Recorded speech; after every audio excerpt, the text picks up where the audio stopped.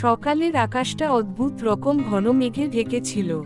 শীতল বাতাসে আমের পাতারা দুলছিল ধীরে ধীরে। এমন দিনে অঞ্জনা মনে হলো আজ একটা বিশেষ কিছু রান্না করা যেতেই পারে।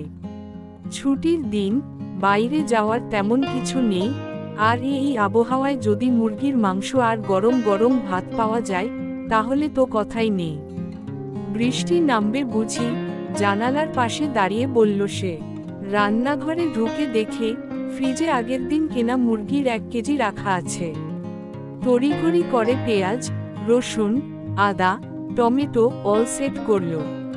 ঠিক তখনই বাইরে টিপটিপ করে বৃষ্টি পড়তে শুরু করল। অঞ্জনা মনে মনে খুশি হলো। এই বৃষ্টি তার রান্নাকে আরো উপভোগ্য করে তুলবে।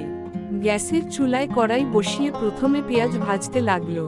পেঁয়াজের গন্ধ ছড়িয়ে পড়তেই তার ছোট ছেলে রাহুল দৌড়ে এসে বলল, মা, তুমি কি মাংস রান্না করছো? গন্ধটা একদম স্বর্গীয়। অঞ্জনা হেসে বলল, হ্যাঁ বাবু, আজ একটু স্পেশাল হবে। সে ধীরে ধীরে মশলা মিশিয়ে মাংসটা দিয়ে দিল কড়াইয়ে। সেদ্ধ হতে হতে বৃষ্টির শব্দটা যেন আরো জোরালো হয়ে উঠল। হঠাৎ বিদ্যুৎ চমকালো, গ্যাসের শিখা একটু দুলে উঠল। ছেলের মুখে ভয় দেখা গেল। ভয় পাস না রাহুল, আমি তো আছি, মা কণ্ঠে ছিল আশ্বাস। কিন্তু মা, এত জোরে বৃষ্টি, আমাদের লাইট যাবে না তো? আরে না, আর গেলেও কিছু হবে না। মোমবাতি জ্বালিয়ে খেতে খারাপ লাগবে না তো? একটু পরেই রান্না শেষ। গরম ভাতে মাংস আর একটা লেবুর টুকরো, এটাই ছিল আজকের দুপুরের আয়োজন।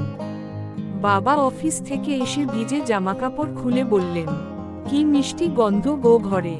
কি রান্না করলে? অঞ্জনা হেসে বলল, তোমার প্রিয় মুরগির ঝোল, আর বৃষ্টির দিনে তো তোমার খুব পছন্দ। সবাই একসাথে বসে খেতে লাগলো। বাইরের বৃষ্টি তখনও থামেনি। জানালার কাছে বিন্দু বিন্দু জল জমেছে, আর ঘরের ভেতরে ভাপ ওঠা গরম ভাত মাংসের গন্ধে যেন একটা ঘরোয়া আনন্দের আবরণ জড়িয়েছিল। রাহুল বলল, মা, বৃষ্টি হলে আবার এই রান্না করো, ঠিক আছে? অঞ্জনা বলল, তুমি যখনই বলবে, মা আবার রান্না করবে। বৃষ্টির সঙ্গে সেই দুপুরটা থেকে গেল মনের এক কোণে, একটা উষ্ণ স্মৃতি হয়ে। রিমি ক্লাস 5-এ পড়ে। সে তার দাদুর বাড়িতে গিয়েছিল গ্রীষ্মের ছুটি কাটাতে। দাদুর বাড়ি ছিল এক পুরনো গ্রামে, বড় বড় গাছ আর একটা পুরনো কাঠের ঘর নিয়ে। এক রাতে রিমি দাদুর স্টোর রুমে ঢুকল পুরনো খেলনা খুঁজতে।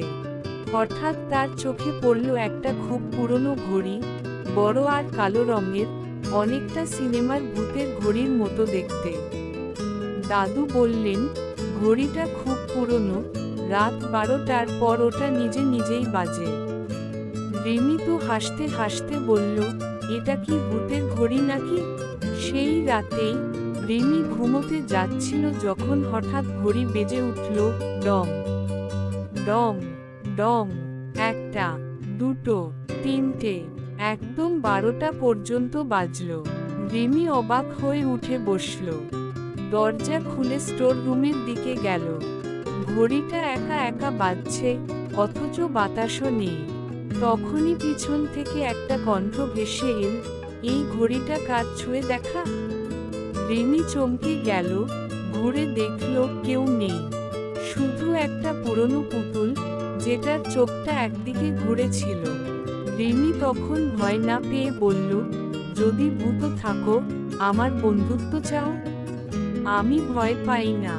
এক মুহূর্ত চুপচাপ, তারপর ঘড়িটা নিজে নিজেই বন্ধ হয়ে গেল, আর পুতুলটা হালকা করে হাসল।